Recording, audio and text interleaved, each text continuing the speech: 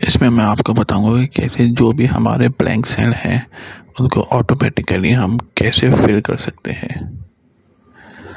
In case हमारे पास बहुत सारे स्टूडेंट अगर एब्सेंट हैं और मैं चाहता हूँ ऑटोमेटिकली सब में एब्सेंट लिखा हुआ आ जाए, या कोई भी जो भी आप वैल्यू डालना चाहते हैं और ब्लैंक्स में सेल्स में, तो वो कैसे कर सकते हैं।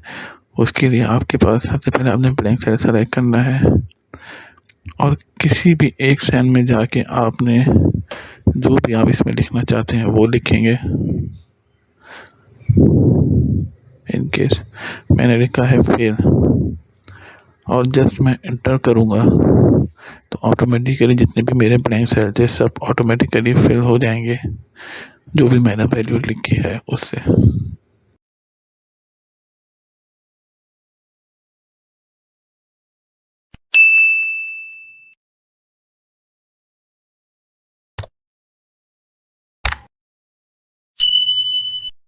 इस वीडियो में मैं आपको बताऊंगा कि जब भी हम कोई डेटा एंटर करते हैं, अगर डेटा एंट्री के दौरान कुछ सेल्स हमारे जो हैं ब्लैंक रह जाते हैं, जैसे मैंने अभी इसमें सेलेक्ट करके बताया कि ये सेल मेरे ब्लैंक रह गए हैं और बहुत सारा डेटा है, तो खाली ब्लैंक सेल को हाईलाइट करने का तरीका क्या होता है कि उसके लिए हम पूरी रेंज सेलेक्ट करेंगे, F5 प्रेस करेंगे, स्पेशल पे जाएंगे और वहाँ पे जाने के बाद हम जो है ब्लैंक स्पेस चेक लगा देंगे और इसको ओके कर देंगे। तो इससे होगा क्या, जितने भी हमारे ब्लैंक सेल्स थे वो सब हाईलाइट हो गए। फिर हम कोई भी स्पेसिफिक कलर दे के वो सारे सेल को हम इजीली हाईलाइट कर सकते हैं।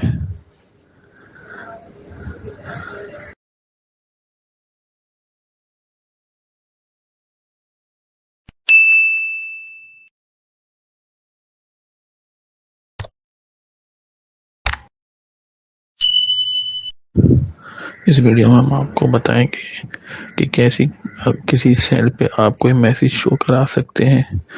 इन केस आपने किसी भी सेल पे कोई डेटा एंटर करवाना हो, उसके लिए कोई स्पेशल इंस्ट्रक्शंस देनी हो, तो उसके लिए आपको, जैसे मैंने अभी एक सेल पे क्लिक किया तो एक स्पेशल मैसेज शो हो रहा है कि इसमें डेटा अपर केस में डालना है।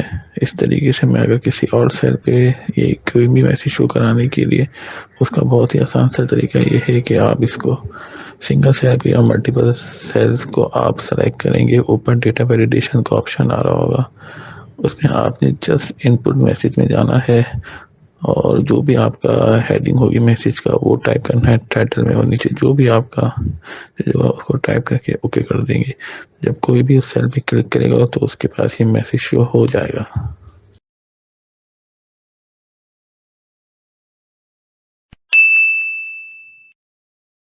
इस वीडियो में हम आपको बताएंगे कि कैसे हम बगैर कोई फॉर्मूला लगाए अपना सारा डेटा जो है अपर केस में कन्वर्ट कर सकते हैं, क्योंकि यहाँ कोई फॉर्मूला तो लग सकता नहीं है जो हम अपना सारा डेटा ऑटोमेटिकली अपर केस में कर सकें। उसके लिए हमें ये करना होगा, किसी एक सेल पे क्लिक करके अपना सारा डेटा सेलेक्ट करें और उसका सबसे आसान तरीका ये है कि आप फॉन्ट्स में जाएं। फॉन्ट्स का ऊपर ऑप्शन आ रहा होता है, फॉन्ट्स में जाने के बाद आप कोई भी ऐसा फॉन्ट सेलेक्ट करें जो अपर केस में हो, क्योंकि बहुत सारे ऐसे फॉन्ट होते हैं जो कि सिर्फ अपर केस फॉर्मेट में होते हैं। तो आप अपर केस वाला फॉन्ट सेलेक्ट कर लेंगे तो इससे हमारा सारा डेटा अपर केस में हो जाएगा।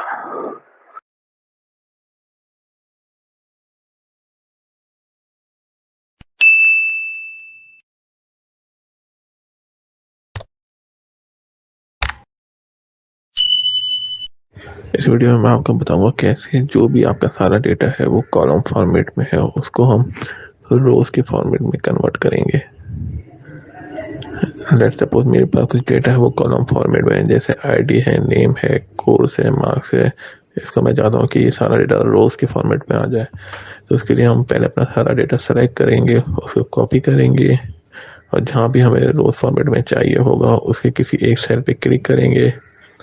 फिर उसके बाद हम राइट क्लिक करेंगे, पेज स्पेशल का ऑप्शन आ रहा होगा, हम उसमें जाएंगे और ट्रांसपोर्ट का ऑप्शन यूज करेंगे और ओके करेंगे। तो आप देखेंगे मेरा जितना सारा डेटा था सब रोज फॉर्मेट में ऑटोमेटिकली कन्वर्ट हो गया।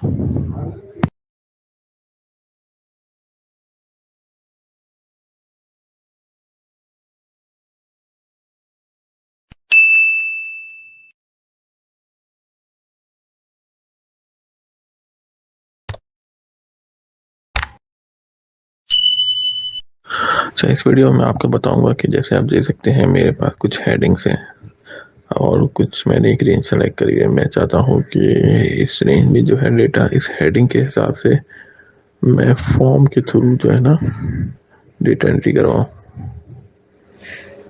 फॉर्म के थ्रू। तो इसके लिए मैं क्या करूंगा, पहले अपना सारा डेटा सेलेक्ट करने के बाद इसको कंट्रोल टी प्रेस करने के बाद मैं इसको टेबल में कन्वर्ट करूंगा।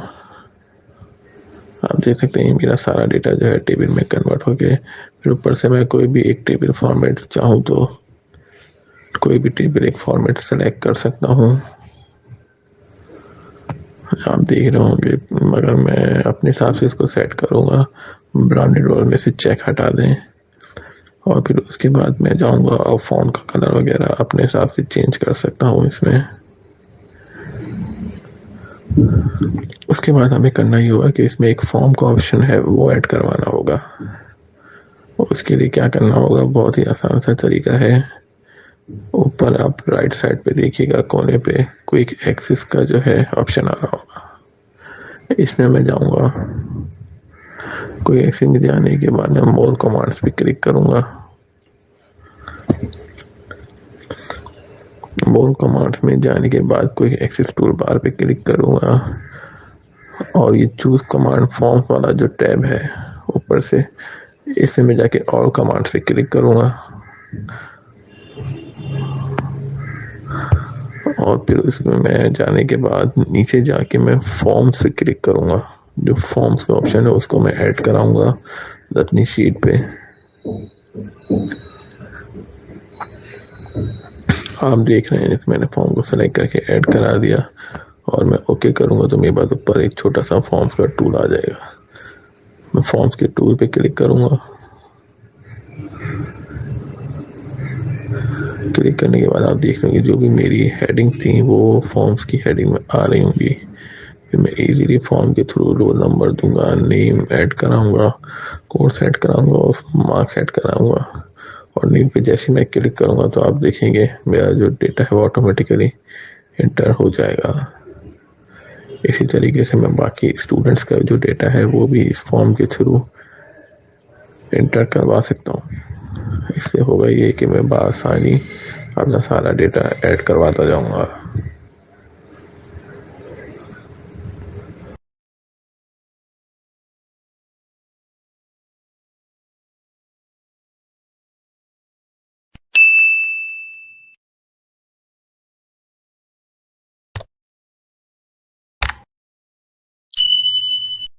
वीडियो में मैं आपको बताऊंगा कि कैसे कोई भी हम डेटा बगैर कॉपी पेस्ट और कट पेस्ट के एक जगह से दूसरी जगह मूव करा सकते हैं।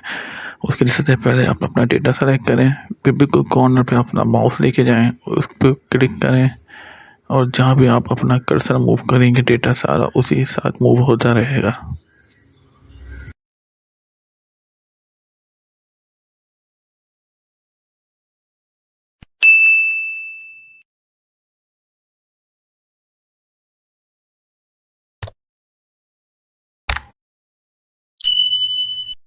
इस वीडियो में मैं आपको बताऊंगा कि कैसे हम अपना जो डेट है वो दिन के हिसाब से सेट कर सकते हैं।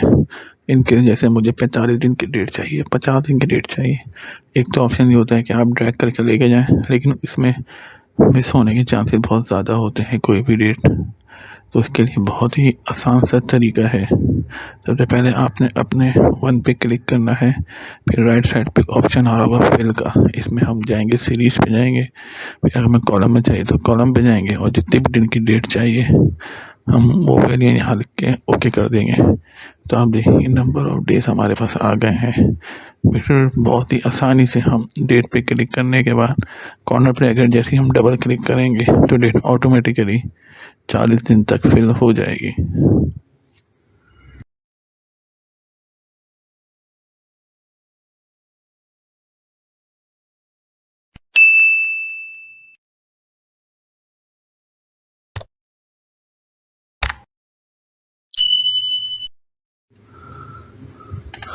इन केस आपके पास बहुत सारा डेटा हो और आप चाहते हो कि इसमें जो भी डुप्लीकेट नंबर्स हैं वो ऑटोमेटिकली हाईलाइट हो जाए, तो उसके लिए बहुत ही आसान सा तरीका होता है। करना ये होगा कि आपने सबसे पहले अपनी रेंज सेलेक्ट करनी होगी। फिर उसके बाद हम होम टैब में जाके कंडीशनल फॉर्मेटिंग पे जाएंगे। यहाँ पे सबसे पहला जो ऑप्शन है हाईलाइट सेल्स रूल्स में जाने के बाद हम डुप्लीकेट वैल्यू पे क्लिक करेंगे। तो हम देखेंगे जितने भी हमारे डुप्लीकेट नंबर्स थे वो ऑटोमेटिकली हाईलाइट्स हो गए। फिर उसको हम डिफरेंट कलर्स दे के मजीद इसको आइडेंटिफाई कर सकते हैं।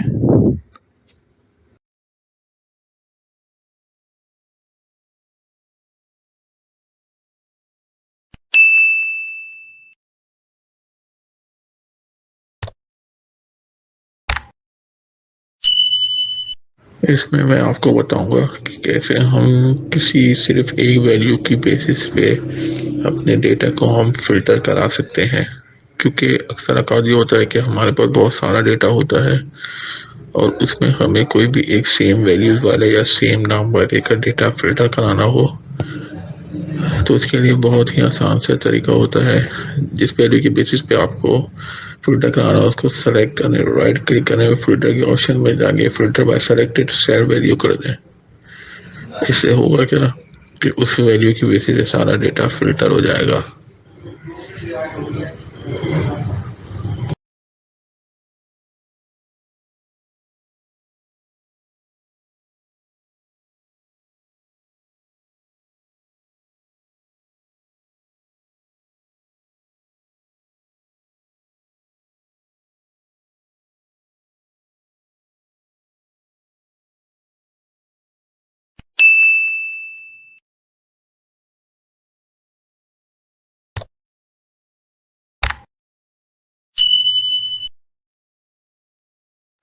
इसमें मैं आपको बताऊंगा कैसे हम अपनी जो एक्सेल की वर्कबुक होती है हमारी उसको हम पासवर्ड प्रोटेक्टेड कर सकते हैं कि कोई भी हमें कोई भी शख्स इसमें ना कोई एडिट कर सके ना डिलीट कर सके ना कुछ एडिशन डिलीशन कर सके। उसके लिए बहुत ही आसान सा तरीका ये होता है कि हम ऊपर रिव्यू में जाएंगे। रिव्यू में जाने के बाद प्रोटेक्ट वर्कबुक का ऑप्शन आता है। इसमें हम जाके पासवर्ड सेट कर देंगे। इससे होगा ये कि बगैर पासवर्ड के कोई भी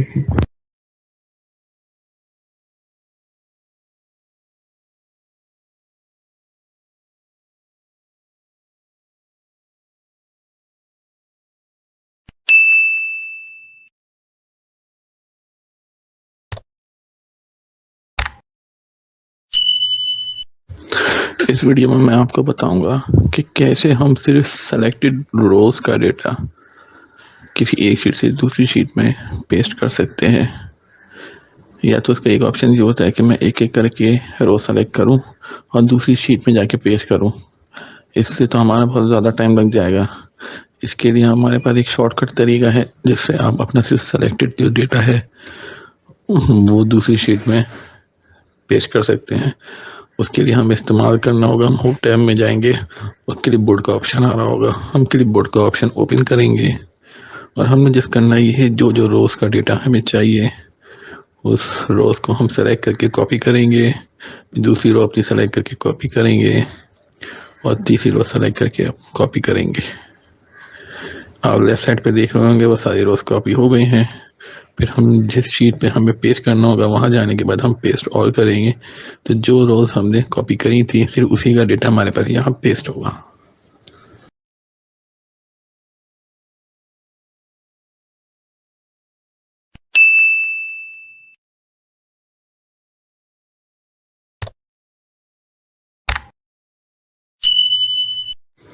ऐसे मैं आपको बताऊंगा कि कैसे हम किसी भी कॉलम को हाइड कर सकते हैं। जैसे कि मेरे पास ये 3-4 कॉलम है, इनमें से मैंने एक कॉलम हाइड किया। लेकिन इससे हुआ ये कि जब मैं ये डेटा सारा कॉपी पेस्ट करूंगा तो जो कॉलम मैंने हाइड किया था कहीं और जाके पेस्ट करूंगा तो वो विजिबल हो जाएगा। अब मैं चाहता हूँ कि मेरा ये कॉलम हाइड ही रहे। उसके लिए मुझे जैसे ये करना होगा मैं अपना डेटा सेलेक्ट करूंगा, कंट्रोल जी प्रेस करूंगा।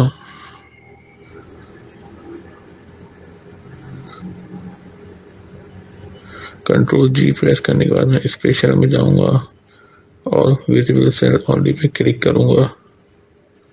क्लिक करने के बाद मैं जैसे ही ओके करूँगा और फिर मैं उसके बाद कॉपी करके कहीं और पेस्ट करूँगा तो जस्ट मेरे जो विजिबल कॉलम्स थे वही पेस्ट होंगे, हाइड हुआ हुआ कॉलम कहीं भी पेस्ट नहीं होगा।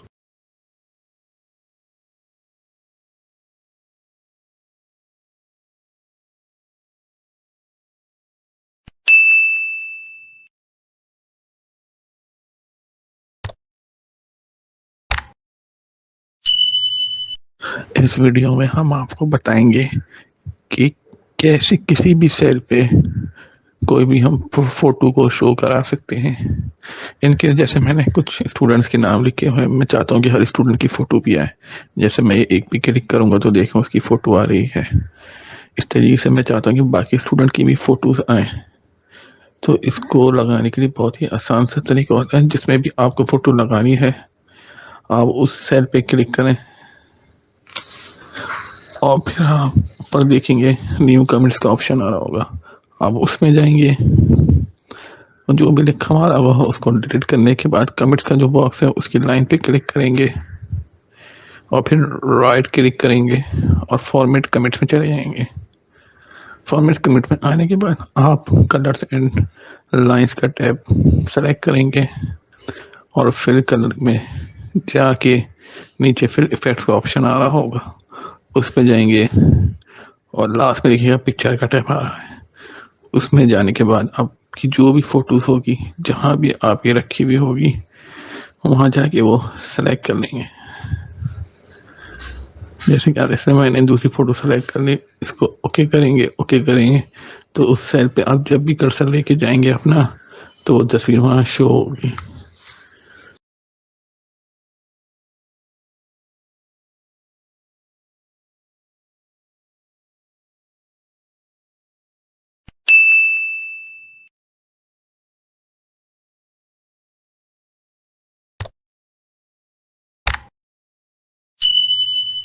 इस वीडियो में मैं आपको ऐसा सोल्यूशन बताऊंगा जो कि हम अक्सर ये प्रॉब्लम फेस करते हैं। होता ही होता है, हमारे पास बहुत सारा डेटा होता है। जब हम उसको प्रिंट करने जाते हैं तो इसमें से ये आता है कि जैसे आप अभी देख रहे होंगे कि जो मेरी हेडिंग है वो तो टॉप पे है लेकिन दूसरे पेजेस पे वो हेडिंग नहीं आ रही। तो इसके लिए बहुत ही आसान सा तरीका होता है कि हम चाहते हैं कि हमारी हेडिंग हर पेज पे आए। तो उसके लिए हम पेज लेआउट पे जाएंगे। पेज लेआउट पे जाने के बाद ये ऑप्शन आ रहा है प्रिंट टाइटल का। प्रिंट टाइटल में जाने के बाद rows to repeat at the top का ऑप्शन आ रहा होगा। उसके आगे एक बटन बना हुआ होगा, हम उस पर क्लिक करेंगे और जो हम हेडिंग चाहते हैं कि हर पेज पे आए हम उसको सेलेक्ट कर लेंगे। तो बस कुछ नहीं, सेलेक्ट करने के बाद हम इसको एंटर कर देंगे और इसको ओके कर देंगे। फिर हम जब प्रिंट प्रीव्यू में जाके देखेंगे तो ये जो हेडिंग थी हमारी वो आप ये देख सकते हैं ये हर पेज पे आ रही होगी ऑटोमेटिकली।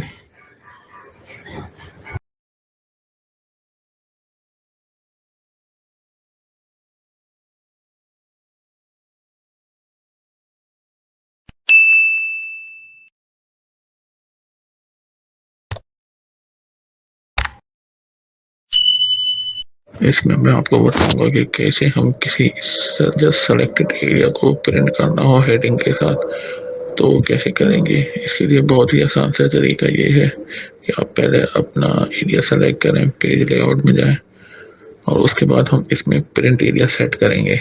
ऊपर प्रिंट एरिया का ऑप्शन आता है, इसमें सेट प्रिंट एरिया कर दिया तो जब हम प्रिंट प्रीव्यू देखेंगे तो जो एरिया हमने सेट किया था सिर्फ प्रिंट प्रीव्यू में वही दिखाएगा। जैसा कि आप ये प्रिंट प्रीव्यू में देख सकते हैं। प्रिंट करने के बाद हम प्रिंट एरिया में जाके इसको आराम से क्लियर भी कर सकते हैं।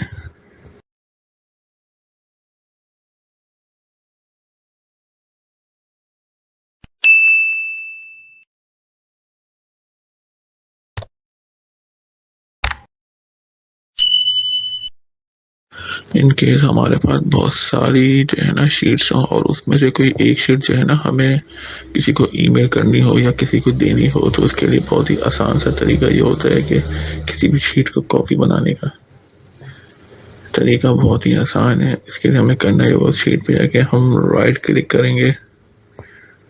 राइट क्लिक करने के बाद हम जो है ना मूव ओवर कॉपी का ऑप्शन सेलेक्ट करेंगे। फिर ये हमारे ऊपर डिपेंड करता है कि हम उसी शीट पे कॉपी बनाएं या किसी नई वर्कबुक पे कॉपी कराएं। तो ऊपर जो टैब आ रहा होगा उसमें से हम न्यू बुक सेलेक्ट करेंगे और जैसे ही हम ओके करेंगे तो एक नई वर्कबुक पे ये शीट कॉपी हो जाएगी।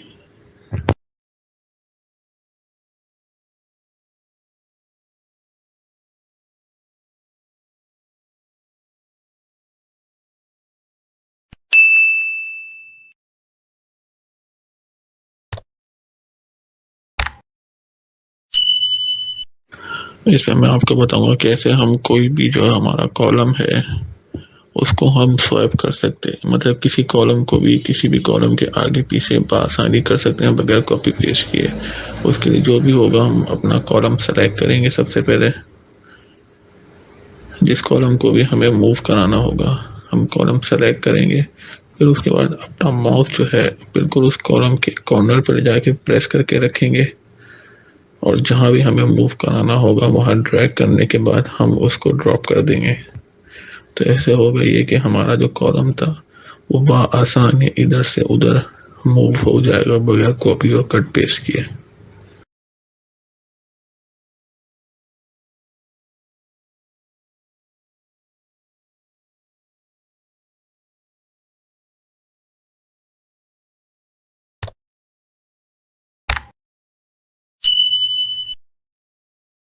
इस वीडियो में हम आपको बताएंगे कि कैसे बगैर सेल को मर्ज किए हम किसी भी टेक्स्ट को या हेडिंग को सेंटर अलाइन कर सकते हैं।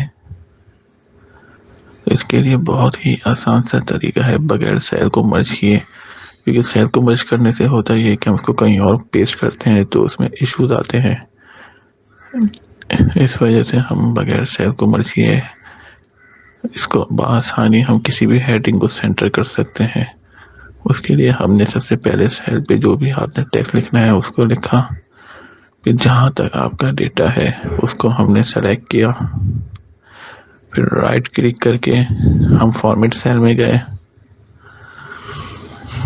एंड फिर हम यहाँ पे अलाइनमेंट पे जाएंगे और जो हॉरिजॉन्टल टैब है इसमें से हमने सेलेक्ट किया सेंटर अक्रॉस सिलेक्शन। इसको करने के बाद हमने ओके करेंगे तो जो भी हमारा टेक्स्ट होगा वो तमाम सेल के सेंटर में आ जाएगा।